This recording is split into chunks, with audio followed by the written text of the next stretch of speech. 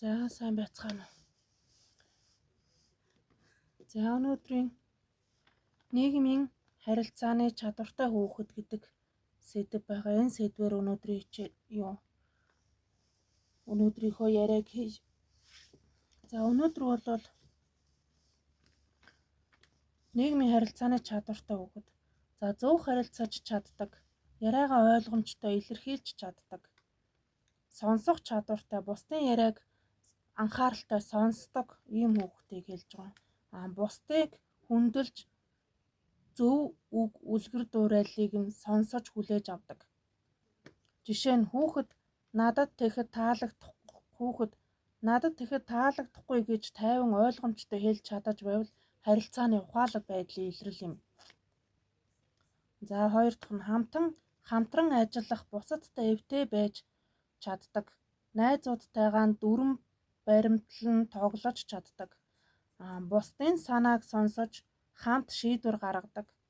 Багийн ажилд идэвхтэй оролцдог. За жишээ нь багийн тоглоомон дээр чи эхлээ тоглол, би дараа нь тоглоё гэж хүлээцтэй ханддаг хүүхдийг нийгмийн харилцааны идэвхтэй хүүхэд гэдэгт бас багтаж байгаа. Тэгээд гуравт нь хүнд сэтгэлтэй ханддаг. Бусдын мэдрэмжийг ойлгож анзаарч чаддаг. Найзыгаа уйтгартай байвал яагаад уйтгарлсан гэж асууж сэтгэл санааг нь дэмжих талаар нь ойлгож ханддаг ийм хүүхдийг бас энд багтаж байгаа. Жишээ нь найз нь уйлж байхад дэрэгдэн нь очоод юу болсон бэ гэж асан тайвшруулахыг хичээж байгаа хүүхэд бол нийгмийн мэдрэмжтэй хүүхэд гэсэн үг. За тэгээд энийг жоохон арай дэлгэрүүлээд ярих юм бол ингэж байгаа байхгүй юу? Хүүхэд маань өөрийгөө ойлгуулж чаддаг, бусдыг ойлгож хүндэлж сурна гэдэг энэ зүйл бол ирээдүйн амьдралын хамгийн том чадваруудын нэг байгаа юм. Одоо жишээ гэхээр ингэж байгаа байхгүй юу? Манай охин найзтайгаа маргалтчаад ирсэн байлаа гэж бодъё. Тэгэхэд эцэг эхчүүд яах вэ гэхээр шууд тэг инг гэж шийдвэр тулгахаасаа илүүтэйгээр зүгээр л найзтайгаа одоо эргээд нэг сайн ярилц гэж зөвлөнө. Тэгээд тэр дараа нь чи найзтайгаа ярилцаа дараа нь чи юу мэдэрсэн бэ гэд өөрийнх нь мэдрэмжийг асуугаад хамтдаа хоёулаа мэдрэмжийн талаар хамтдаа ярилцъя тэгээд өөрийнх нь мэдрэмжийн талаар ярилцаад дараа нь танай найзад ямар байсан бол гэд бас найзынхаа мэдрэмжийг бас хамтдаа ярилцаж зөв талаас нь бас эцэг эхчүүд ойлгуулж хамт ярилцах нь зөв юм шиг байна. За тэгээд ингэж байж хүүхдүүд харилцааны үн цэнийг өөртөө багаар суулгаж өгдөг байгаа байхгүй юу? Тэгэхээр хүүхэд тань бусдад сэтгэлээ илэрхийлж найз нөхөдтэйгээ эвтэй байж чадаж байвал энэ амьдралдаа одоо нөгөө ирээдүйн амьдралд нь гацах үе бага гарна. Ээж аав бидний өгч чад хамгийн том бэлэг бол энд угаасаа л тийм штэ. Амьдралдаа хэн хүүхдээ амьдралдаа том болохоор нь бас нэг гацаанд ороод ингээл яхаа мэдгүй ийм байдалтай тулгараад бай гэж хинч бодохгүй штэ. Тэгэхээр бид нар тийм байдалд хүрэхгүй тулд юу яах юм шиг ба. Одооноос энэ ийм ерний юм штэ хүмүүс голдуухан эцэг эхчүүд ингээд хүүхдийнхээ өмнөөс бүх одоо асуудлыг ингээ шийдэ яваад байдаг бас хүмүүс байдаг штэ. Ямар нэгэн жижиг өөрт нь таарсан тийм одоо амьдралын жоохон ч гэсэн тийм саадыг бас хүүхдүүд өөрөө даван туулж явах хэрэгтэй байхгүй. Би л бол ер нь яг хувьдаа бол тэгж л боддог. Тэгэхгүй тэгээд ингээд бүх саадын эцэг эхчүүд өмнөөс нь ингээд арилгаад ингээ яваад ахаар хүүхэд яа тэртээ тэргүүн насаараа эцэг эхчүүдтэйгээ хамт амьдрахгүй байхгүй хүүхдүүд чинь. Тийм болохоор эцэг эхчүүдтэйсээ одоо тусдаан гараад ингээд хүүхдүүд чинь мэдээж том болоод биеэн даагаад амьдрна. Багад нь тэр саадыг давуулаагүй улмаас том болоод тэр хүүхдүүд чинь айгүй их тийм том саадтай тулдаг байхгүй. Тийм бэрхшээлтнийг нь альгүй бэрхшээлтэй тулгарх байхгүй. Тэгэхээр тийм том болоод тийм их том саад бэрхшээлтэй тулгаруулахгүй тулд бол ерөөсөө одооноос хүүхдүүд яг өөрт нь насанд нь тохирсон тийм өөрийнх нь тийм асуудлыг хоорондоо ярилцаад эцэг эх нь юу яаж чадахын яг чигийг нөгөөд өөрөөр нь давуулах ёстой байхгүй. Би бол яг тэгж л боддог. Тэгээд хүүхдүүд найзтайгаа хэрхэн харьцаж байна вэ? Бас та хүүхэдтэйгээ бас энэ талаар ярилцаж байсан өөрөөсөө нэг асуугаад үзээрэй. Танай хүүхэд ер нь найзуудтайгаа эвтэй найртай байна уу? Дандаа муудаж байна уу? Энэ талаар бас нэг асуугаад тэгээд ер нь энэ талаар хүүхэдтэйгээ ер нь ярилцаж байна уу гэд бас нэг өөрөөсөө нэг асуугаад үзчихвэл бас зүгээр юм шиг байна. Хэрвээ яруу огт ярилцаж байгаагүй болвол нэг ярилцаад үзээрэй. Ер нь яг муудаад байдаг бол юун дээрээс болж муудтын, хэнийх нь зөв байна, буруу байна гэдгийг хамтдаа шүүн тунгаагаад тэгээд энэ сая миний хэлсэн энэ хичээлийг сонсцоод ер нь ирээдүйд яаж явах юм гээд одоо энэ нийгмийн харилцааны идэвхтэй хүүхдийн одоо энэ чадваруудыг хүүхдэд суулгах тал дээрээс нь юу анхаараад тэгээд хамтран ажиллаад явбал бас зүгээр шүү. Би бол тэгж л бодож байна. Ер нь бол яг нөгөө хүүхдүүдийг ер нь жоохон хитрхи бас тэгж нэг юм амьдрал одоо нөгөө амьдралд бас чинь том болчоор чи айгүй их том амьдралд саад бэрхшээл элбэл юм туулна штэ хүн л юм чинь. Хитрхи багад нь юу ч амьдрал үзүүлээгүй ингэж өсгөх бас буруу шүү. Би бол яг ер нь миний хувь хүн бол би тэгж л боддог. Тийм болохоор хүмүүс ер нь одоо яг харж байхад би тэн дээр их айгүй эмзэгэлдэг байхгүй юу? Хүүхдүүдийнхээ ерөөсөө огт тийм бэрхшээл тулгахгүй ингээ өсчдөг. Тэгээд өсөөд дүүхэд чинь нас биеинд хүрэхлээрээ нөгөө дүүл чинь амьдрал дээр бие даан гарч амьдрэн штэ. Тэгэхээр тэр хүүхдүүд чинь илүү зовх байхгүй юу? Тэр хүмүүс ерөөсөө хүүхдүүдээ сайхан амьдруул ирээдүйд сайн байлгая өөрсийн баг зовоо ил гэж байгаа бол яг одоо багаас нь эхлээд яг насанд нь өөрийнх нь хэмжээнд нь таарсан өөрийнх нь асуудлыг өөр нь шийдүүлээд ингэж явбал бас зүгээр юм шиг надад бол яг тэгжил санагддаг. За тэгээд та өөрөө тэгээд юу гэж бодож байна тэрийг хүүхдүүдтэйгээ бас ярилцаад үзээрэй. Тэгээд хүүхдүүдтэй бас илүү хитрхи бас тийм тэгж юу ягаарай. Хитрхи бас юм өмнөөс нь битгий хийж өгөөрэй.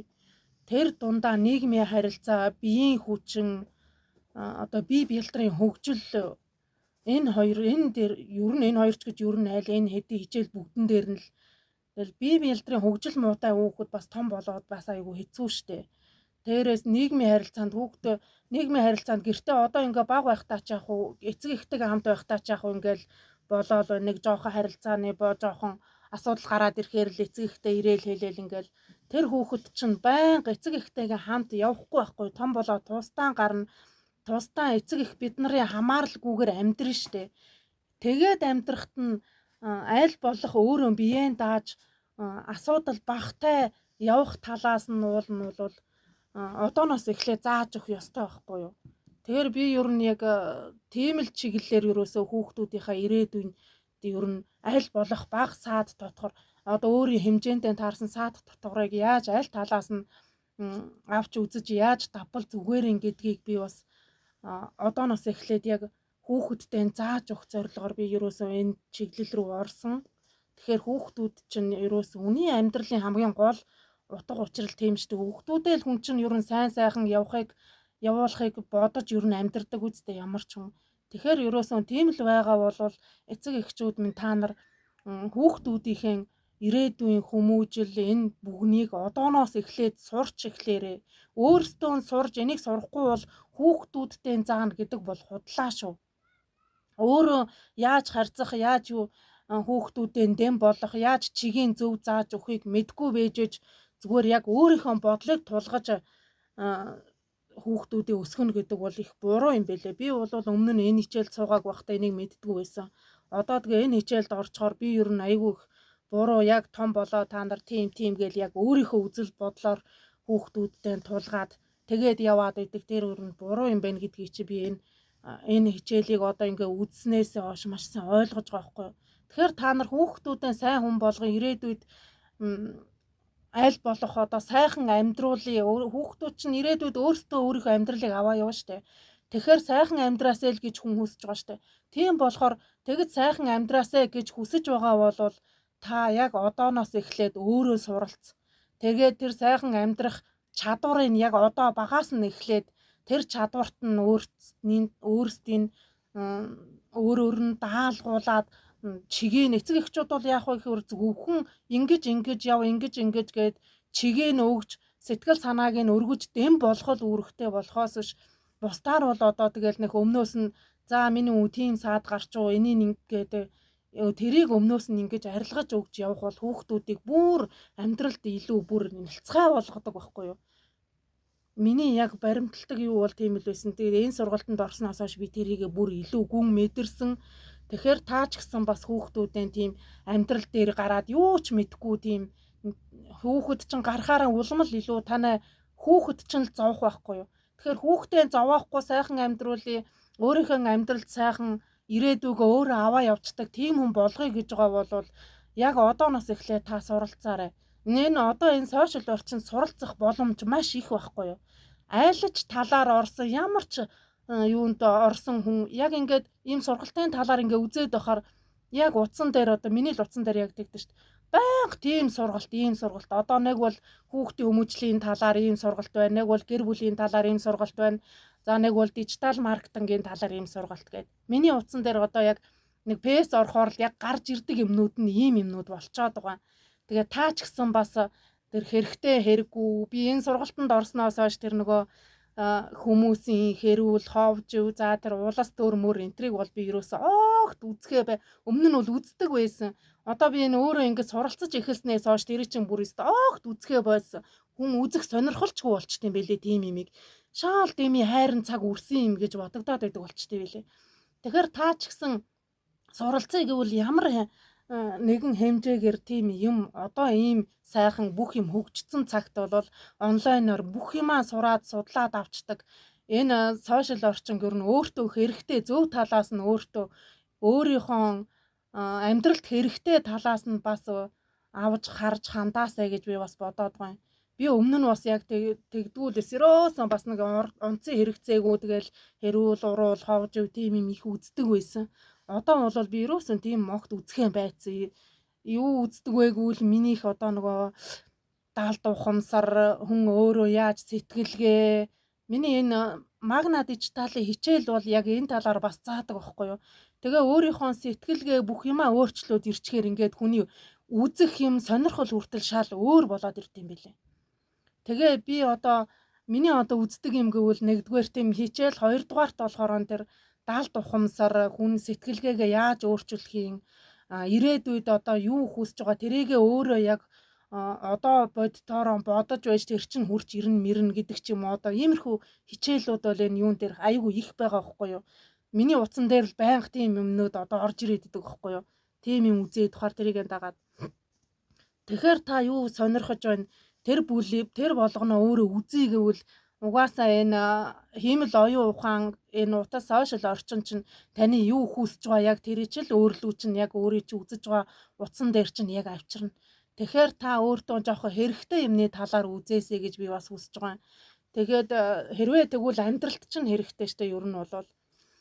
Тэгээ ингээ хүн ингээ өөрөө ингээд хэрэгтэй юмаа үзээд би ер нь шал хэрэггүй юм үзэж байсан юм байна гэдгийг би одоо ойлгоод байгаа ингээд энэ сургалтыг аваад ингээд энэ сургалтын чиглэлээр үзснээс хойш тэгэхээр та ч гэсэн заавал энэ сургалт биш ямар нэгэн сургалтанд одоо өнөөдөр та юу сурмаар байгаа нэг бол хүүхдүүдийнхаа хүмүүжлийн талаар ч юм уу нэг бол өөр юу ч байж болно шүү дээ та гар урлал байж болж байна оюун ухаанда одоо тархинда юу одоо яг юу өвөн өөрийн сонирхол юу вэ тэр чиглэлээрээ яг сурах юм яг YouTube дээр болвол ороод үзэхэд тиймэрхүү юм айгүй их байдаг байхгүй юу. PS-с ер нь бол YouTube айгүй дээр хамаагүй хүнд хэрэгтэй юмнуудыг өгдөг. Би бол тэр энэ одоо нэг миний хичээл дээр магнагийн хичээл дээр тэр даалд ухамсар бүх юмнууд болвол ингээд ихэнх анхан шатнаас нь ингээд байгаа байхгүй юу. Даалд ухамсараа яаж өөрчлүүл сөрөг бодол ороод ирэнгүүт яаж таслан зогсоогоод эерэг болгохын гэдэг энэ хичээлүүд байгаа. Би энэ хичээлийг үзэж ингээ өөрийгөө өөрчилснөөс хойш YouTube дээрээс тэрийг бас арай гүнзгий сурыг гэж бодоод YouTube дээрээс ингээд хайгаад одоо бас тэрийг дагаж үзээд яваад байгаа байхгүй юу. Тэгэхээр та нар ч гэсэн хэрвээ иймэрхүү талаар ер нь ямар ч гэсэн заавал хүүхэд гэхгүй шүү дээ ямар ч хичээл байж болно. Ямар нэгэн хичээлээр суралцъя өөртөө хөрөнгө оруулалт хий гэж бодож байгаа болол хэрэггүй тийм юм битгий үзээрэй. Фэйс дээрээс ч юм уу YouTube дээрээс сургалт юм уу нэг бол хэрэгтэй юмыг үзээрэй.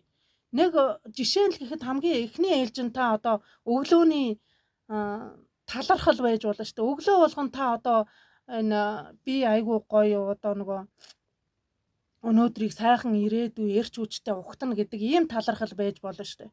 Ийм имийг та энэ фэйс дээрээс ороод үзээрэй. Тэгээд энүүнийг ингээд өглөө болгон хийгээд ингээд үзэх юм бол цаашдаа аяандаа ингээд сэтгэл чинь тэрнийг андагаад илүү сайн сайхан юм руу ингээд илүүлээд тэмүүлээд ингээд яваад идэг болчтой юм байлээ. Тэгэхээр би эцэг эхчүүд тэр дундаа энэ нат шиг ингээд малчин эмэгтэйчүүдийг ингээ энэ талаар илүү ганц мал хүүхэд гэж өөрийгөө битгий хаяарай. Би бол яг тэгсэн мал өөрийн гэр бүлийн амьдрал тэгэл хүүхэд эр нөхөр гэд ингээд яг энэ рүүгэн чиглээд яг өөрийгөө тэр чигт нь яг хайсан байхгүй. Би ер нь өөрөө ямар сонирхолтой, ямар үзэл бодолтой тэрийг би ерөөсөө огт тоохгүй. Би өөрийнхөө сонирхож байсан юм за яршиг одоо тэр дундаа санхүү дээр бол бүр яг би ч яах вэ хэдэн хүүхэдтэй хүүхэдтэй нэг энийг аваад өгчий. За би ч яах вэ хүүхэдтэй энэ гутал хувтас форм одоо юу эдээ хичээл идэх уух юм хоол хүнс хүн ер нь яг бүх юмыг яг тэгж өөрөөсөө илүү хүүхэдтэй өмнө нь тавьж дамаангүй ээжүүд одоо над шиг ийм олон хүүхэдтэй ээжүүд бол яг тэгдэг байхгүй юу. Энэ бол маш буруу юм блэ. Яаж энийг өөрчилж одоо нөгөө хүн хамгийн түрүүнд өөрийгөө бодож авах нь хамгийн зөв юм бэлээ. Тэгэхээр таал байхгүй болвол тэр хүүхдүүд чинь яаж чадахгүй байхгүй юу. Энэ би энэ сургалтанд орсноороо энийг ер нь маш сайн ойлгож авч байгаа байхгүй юу.